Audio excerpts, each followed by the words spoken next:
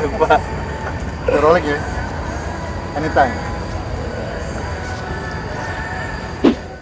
Oke, bismillahirrahmanirrahim. Assalamualaikum warahmatullahi wabarakatuh. Teman-teman semua, alhamdulillah kembali lagi bersama guru kita bersama nih Ustadz Benri Jaisur Rahman.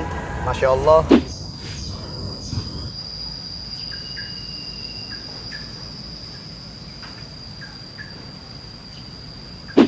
Menarik, kali ini kita mau bahas tentang anak di zaman TikTok, Ustadz. Aduh. Gimana, Ustadz? Jadi ada pandangan tersendiri buat Ustadz Benri? Banyak hal yang sekarang terjadi kan gini. Anak-anak kenapa sih aktif TikTok? Ada satu kebutuhan dasar yang nggak dipenuhi. Oke. Satu namanya hiburan. Hiburan bagi anak tuh kayak makanan. Jadi kalau nggak kenyang dari orang tuanya, dia cari. Nah, pelampiasan hiburan itu yang jadi masalahnya dilampiaskan tadi dengan hal-hal yang lagi ngetren. Yang kedua adalah eksistensi. Manusia itu kan makhluk yang butuh eksistensi. Ya, diabaikan ya pasti nyebelin. Nah, ibaratnya kacang itu gurih, dikacangin perih kan gitu ya. Makanya butuhlah dia namanya eksistensi. Nah, iya, makanya jangan kayak martabak, kata dia akan dikacangin. Nah, yang ketiga, anak-anak yang nggak punya daily run dan nggak punya agenda harian. Al-Quran kan mengatakan, ya ayyuhalladzina amanu taqullaha wal tanzur nafsum ma qaddamat lighad. Hai orang beriman, bertakwa pada Allah dan hendaklah setiap dia memperhatikan besok mau ngapain.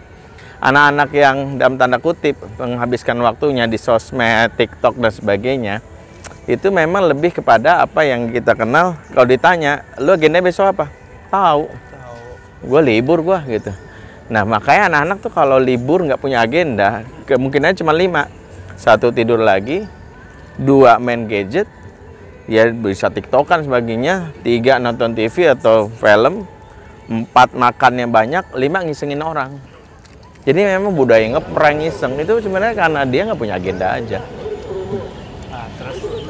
Nah, yang berikutnya yang memang menjadi masalah adalah ketika budaya malu udah nggak lagi ada di sekitar kita. Kayak anak perempuan itu kan lebih dilatih pede, dibentuk. Mereka diajarkan untuk pede dibandingkan malu. Padahal mereka harusnya dilatih seolah-olah kalau misalnya malu itu lawannya pede. Padahal malu sama pede itu beda. Malu itu sesuatu yang baik. Al-haya la yati illa bi khair, kata Rasulullah. Malu itu tidaklah kecuali datang kebaikan kepadanya. Yang dimaksud sebagian kita itu bukannya malu tapi minder. Jadi lawannya pede itu minder. Kalau malu itu kemuliaan. Itu yang menjaga perempuan ketika dia sedang main sosmed gitu ya. Kayak misalnya kenapa Rasulullah mengatakan ya fa illam tastahi fasna masyita.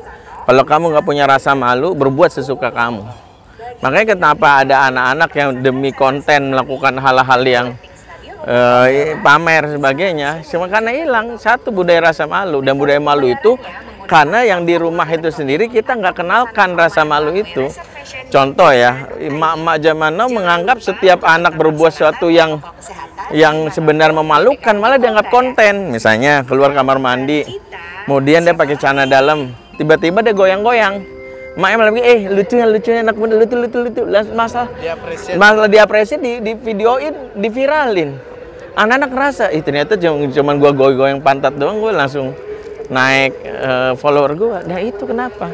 Padahal sebenarnya rasa malu itu diperkenalkan dari kecil, apalagi anak perempuan. Kenapa? Karena ketika hilangnya malu itu pasti kita lihat tuh. Ketika jadi ibu nggak tahu, nggak punya rasa malu, berbuat yang suka hati. Ketika jadi perempuan juga begitu. Nah, dalam Islam itu kenapa kalau kita ingin menimbulkan rasa malu, salah satunya adalah budaya mempermalukannya juga harus ada. Jadi mempermalukan dalam Islam itu boleh sesuai dengan konteksnya. Contoh, anak keluar dari kamar mandi, kemudian dia kelihatan auratnya. Kita bilang malu, nak, malu, Habib nggak boleh. Malu itu, apa tuh? Jadi kalau mau malu itu kan software. Jadi sebelum kita kenalkan hijab, harus ada software malu dulu. Karena kalau ada anak ABG, dia berhijab nggak punya software malu, jadi malu-maluin. Pakai hijab tapi nggak punya malu, malu-maluin. Makanya kalau ada yang iya, makanya kan kalau ditanya, kenapa sih anak saya susah pakai hijab? Karena setiap ibadah itu harus ada software. Ibadah itu hardware. Sholat itu software apa? Syukur. Orang kalau nggak punya sifat syukur, susah sholat, dia kebeban. Rasulullah itu dijamin sorga. Tapi kenapa dia sholat? Kata Rasulullah, afal aku abdan syakur. Memangnya aku nggak boleh jadi hamba yang bersyukur? Karena dasarnya syukur. Anak-anak kalau udah syukur, mudah sholat. Kadang kita kenalin, ini rasa terima kasih kita ke Allah yang memberikan banyak nikmat. Bentuknya adalah lewat sholat. Nah, kenapa dia misalnya pakai jilbab? Jilbab itu hardware malu. Kenapa dia puasa? Puasa itu hardware-nya ada kontrol diri. Kalau dia nggak punya kontrol diri, dia nggak mau puasa. Dia suka hati dia. Minta sesuatu pokoknya beliin pokoknya. Hikmahnya anak dari kecil disapih, itu awal dia belajar kontrol diri. Mau nangis bodo amat, ini perintah Allah kok. Dan itu nggak akan membuat dia mati. Kenapa ibu harus, ya maaf ya nak, memang udah waktunya nggak boleh. Maka dipersiapin. Wah, namanya anak-anak kan, tapi kita sedang mengajarkan. Nah, bedakan needs and wants. Bedakan keinginan, kebutuhan dan keinginan. Allah berikan kebutuhanmu, tapi belum tentu keinginanmu. Yang jelas, Allah memberikan kebutuhan manusia. Ketika engkau di bawah 2 tahun, air susu ibu itu adalah kebutuhan. Diberikan. Tapi setelah 2 tahun, itu sekedar keinginan kamu. Kamu tuh nggak butuh tubuh kamu. Karena itu Allah menahan keinginan kamu, tapi Allah memberikan kebutuhan. Nah, itu yang membuat anak-anak kelak belajar untuk menerima ketika tidak semua keinginan dia dipenuhi. Ketika dia berusaha tapi kok nggak sesuai. Nah, itu dia akhirnya muncul perasaan kontrol diri.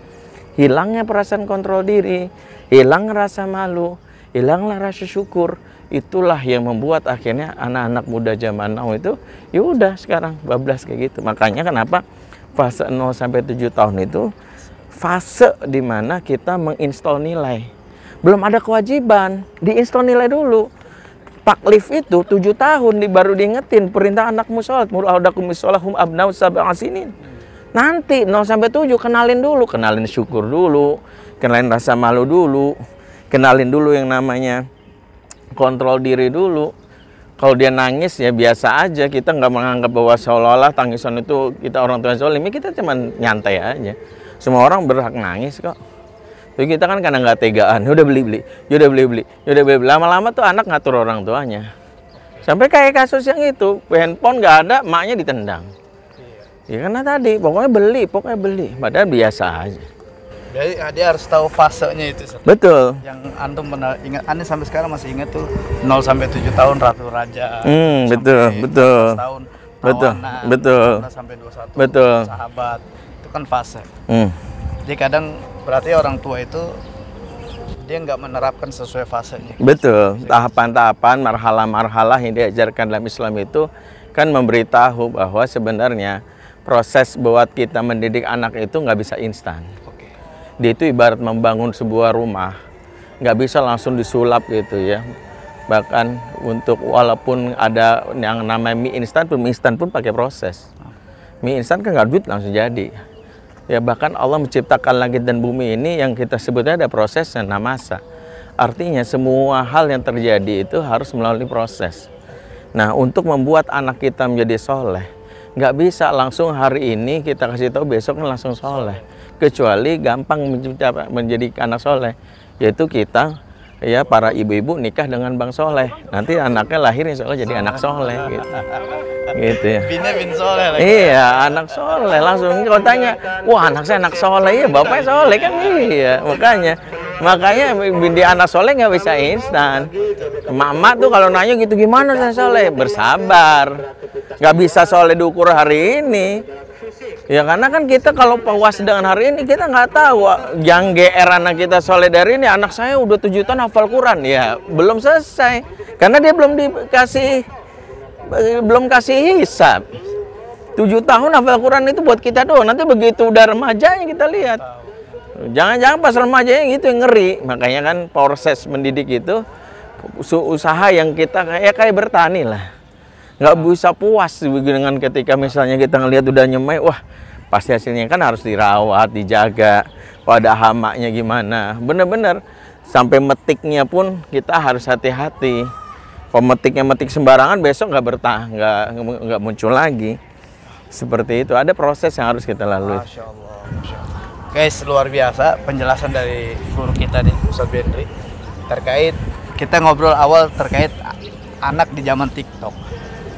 bagaimana beliau menyampaikan banyak sekali tentang jati diri anak, rasa malu anak yang memang dia harus kita install softwarenya dulu Ustaz ya. Berarti bisa kita pastikan siapa yang salah Ustaz? Sebenarnya kalau kita ngelihat yang mau salah, yang jelas kan kita memang berpikirnya yang nonton ini mudah-mudahan para orang tua. Maksud aneh gini, jangan sampai nontonnya anak-anak yang memposisikan diri karena gua anak setiap ngikut kajian parenting orang tua gua kurang ajar, enggak. Kajian parenting adalah kajian yang memposisikan diri kita itu sebagai orang tua walaupun kita belum jadi orang tua. Supaya apa? Supaya jangan sampai kita salah menerapkan. Ya, menerapkan misalnya topi dipakai di kaki nggak pas banget topi pakai di kepala. Kalau mau pakai di kaki itu sendal taruh di kepala. Nah seperti itu kajian parenting jangan posisikan pas kita jadi anak. Nggak nyambung nanti ujung-ujung gini. Maka tonton tuh pas banget channelnya Ustaz Albas tuh bapak ngaco tuh tonton tuh yang mau Ustaz Albas itu ngaco makanya bener dia orang tua. Wah berarti kan kita ngajarin durhaka.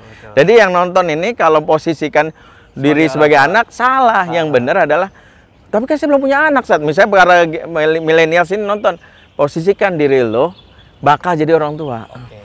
Nah makanya kalau kita jadi orang tua kita tahu gua nggak mau jadi orang tua yang salah karena memang Rasulullah mengatakan penyimpangan fitrah itu tertuduh pertama orang tua bawahu orang tuanya lah yang dituduh sebagai penyimpang. Makanya setiap kita yang saat ini mendengarkan kalau jadi orang tua posisikan diri jangan sebagai orang tua. Kalau misalnya belum jadi orang tua, gua jangan sampai lakukan kesalahan itu. Oke, menarik guys, luar biasa sekali penyampaian yang ini isinya daging semua ya, jangan sampai nggak nonton. Oke, jazakallah khairan.